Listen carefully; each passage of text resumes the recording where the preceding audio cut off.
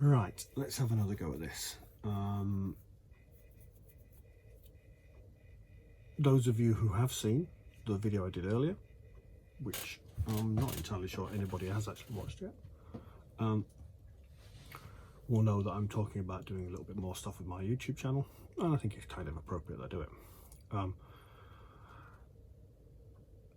I thought that I might do a little bit of a product review to start with. I've had a parcel arrive today from America with some goodies in that I'm rather pleased with, so I thought I'll have a little bit of review of that. So on Facebook, through the various American car modelling pages, I came across a manufacturer by the name of Drag City Castings.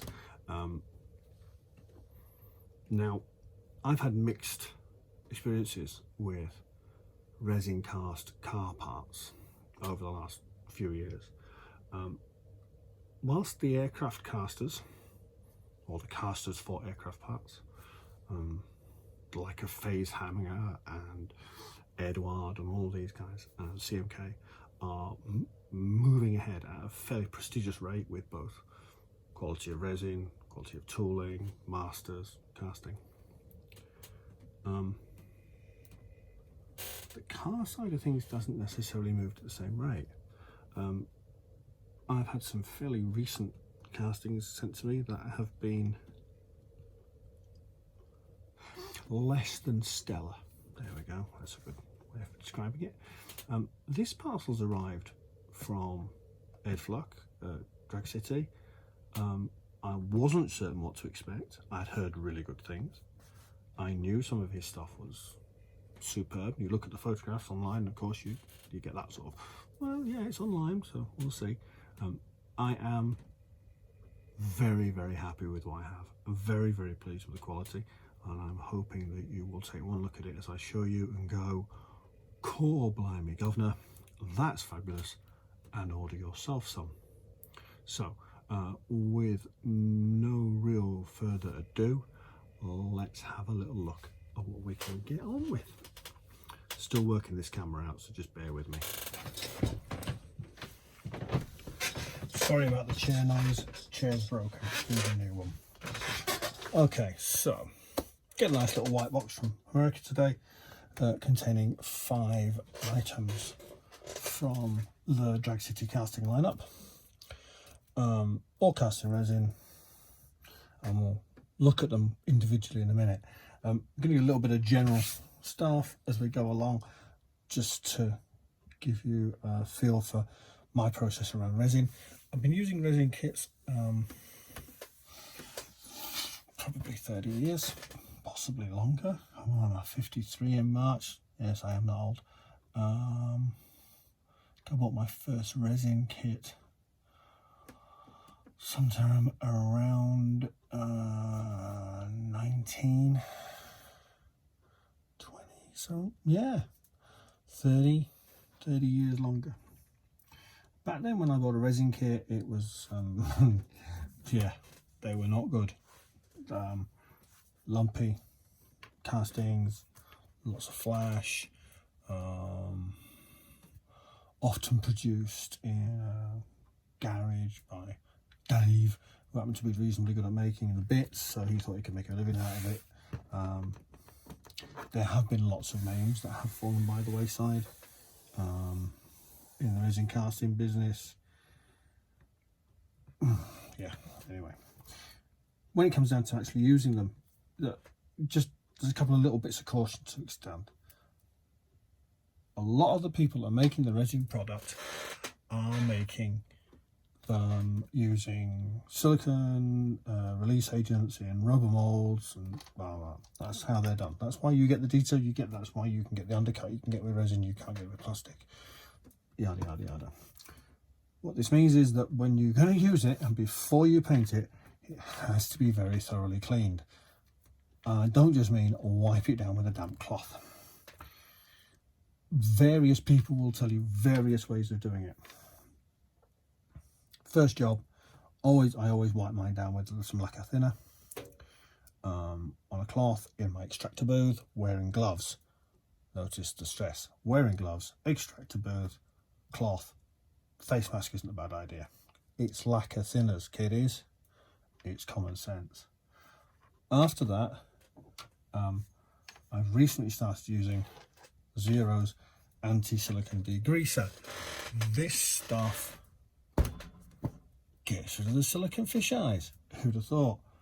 It's pungent. I'm not going to admit it's pungent. In the words of Henry Cooper, splash it all over. So, damp cloth. So it comes with a cloth, which I've left over there somewhere. Splash it on the cloth, wipe the model over before it dries, and wipe it off with another lint-free cloth. And then, if you can, wash it again in silicone-free soap and water, just as a follow-up.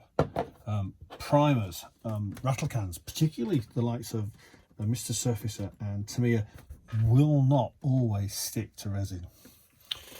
Resin has quite a slick surface to it. There is a certain amount of oily product involved in this, so sometimes you'll get peel, which is why you need the anti-slicking stuff and the washing it. The etching primers are better. I've found that this metal etch primer from Zero, he's gonna love me today, it's a very useful product. This is a pre-thinned 1K etch primer. They do a 2-pack product, very similar. I've just found this one's quite convenient to use, ZP303. I'm not sure why there's red in there, but that's interesting. Usual stuff. Shake it really, really well, because it does settle. That will give you a uniform finish for painting. At this point, I would normally go, and here's one I prepared earlier, but I haven't got one, so I can't. So tough. Right, so once that's on, you can overcoat with whatever primer you wish. If you wish to change the primer colour, this sands really nicely to a beautiful smooth finish. I tend to put 2 coats on. There you go. Right, so in the parcel I received from Ed were 5 different items. There's a hood, a grill, an interior set, and 2 bodies. We're going to look at them in that order. Before we look at the hood, we look at what it's intended for. Now, if you are a car modeler of any sort and you do not own an AMT 57 Chevy original issue customizing kit, you cannot call yourself a car modeler. Allegedly. Okay, so this is the latest plastic from the latest release, the Pepper Shaker. The mold's buggered. Notice this. This is nearly 2mm thick, this filler. There is a mold step line that comes here and across here. You can actually see where it comes across there. That offset is just shot, and again here as well. My recommendation for dealing with this is, and I haven't finished doing it myself, take the windscreen wipers off, reinstate the surface detail, and then sand it around to smooth it out, because the curve radius here is too tight because of this step. So just be aware of this. I'm actually using the customizing parts that are left in the kit. Unfortunately, the really funky ones aren't. But in a video you'll see shortly, I'll be discussing that. That's probably a couple of days away. This is the custom grille, French headlights, custom roll pan, French tail lights. It does allow a little bit of modification and low riding. It's that kind of thing. Things I wish were still in the kit are the bubble skirts that are in the original release. I only have 1 set of those. I would kill for a couple more, but there you go. The chopped roof I'll come back to on another day when we've all got time. The kit hood comes with the bullets, ready for the chrome inserts, and the Revell one's much the same, the chrome inserts and the bullets. What Ed offers, tailored either for this kit or the Revell kit, there's 2 versions, is this hood with the bullets fared in a rather lovely way. Other thing we're talking about, notice I've had to shim this hood to fit. This is a resin one that Ed provides. Still got the clip on it, so it can be openable with a little metal thing. Notice, doesn't need shimming. Beautifully made. and insert pieces. Is that better? Can you see that? Yeah, lovely. Fit is good. There's a little bit of sideways shim. You might want to put a bit of really, I'm talking really thin plastic sheet down either side, and sand it out if you're particularly bothered. I actually quite like the hood opening on that. It's about right. So that's fabulous. That is $6 worth. Although I believe he's doing them for $5 on his website, on the Facebook page up there. Nice, isn't it? Okay. We'll follow that up with this little beauty. This little beauty is a Lil Deuce grill. The little bit of there is the radiator filler cap. But if you can see how nicely that is moulded, it's good, isn't it? I'm not messing about with zoom tonight, I'm afraid, Kiddywinks, so it's nervous. This is the radiator back, as you'd expect. This is a 32-foot grill after all.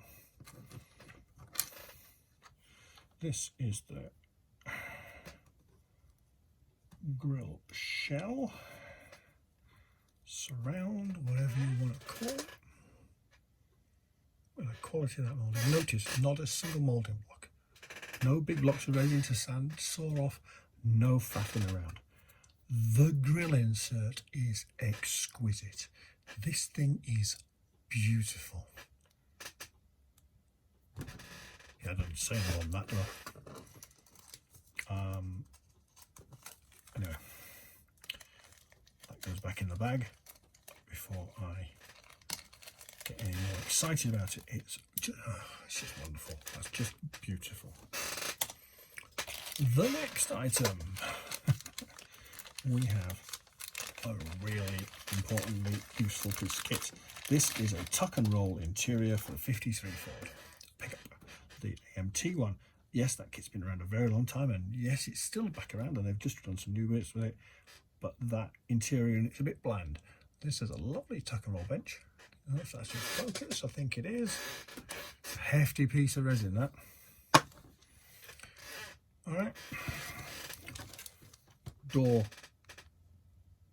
cards, little bag of assorted winders, door handles, template for the back side of the firewall.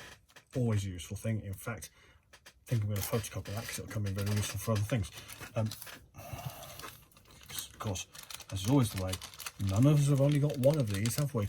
No, we've got several of them. And what I would say to you is, if you can get hold of the recent reissue, the decal sheet's just beautiful.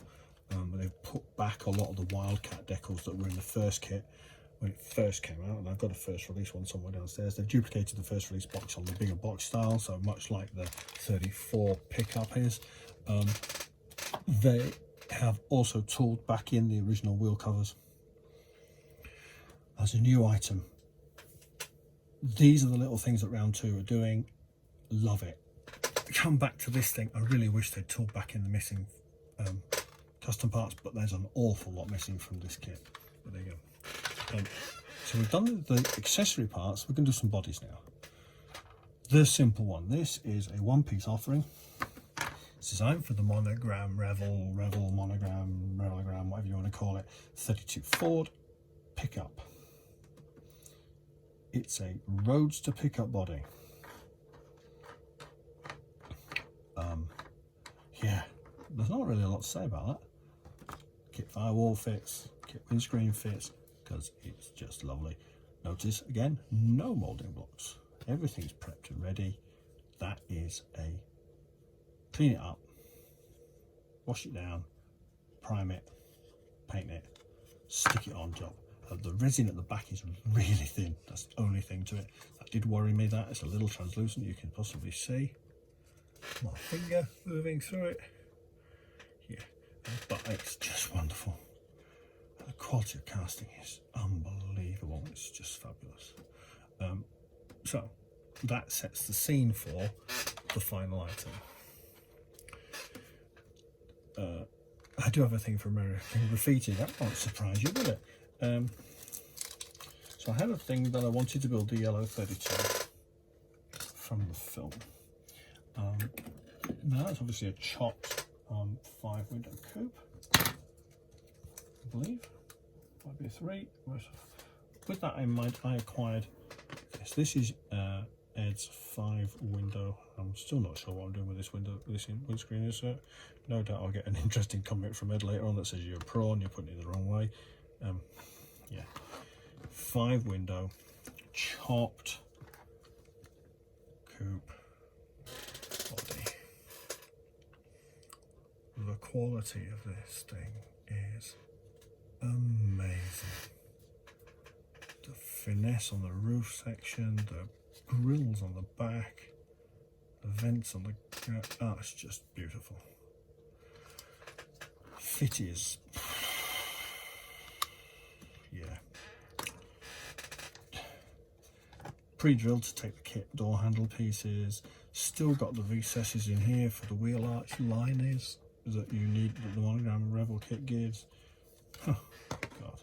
Now, come back to the conversation I was having right at the beginning about quality of resin.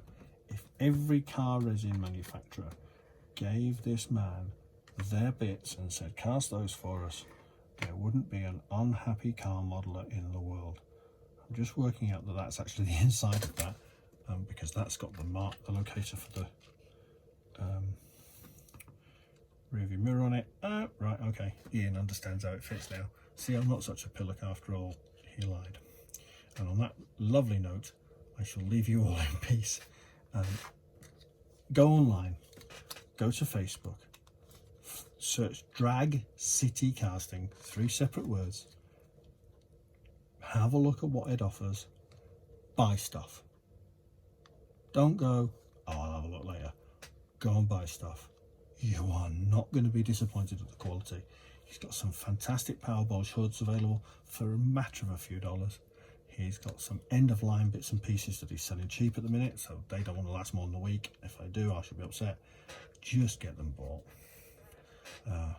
He's got a chopped 29 body that I'm really wishing I'd got with this order. Probably just as well I didn't, because Janet would have killed me. Have a nice evening, what remains of it, Kiddywinks, and I shall see you anon.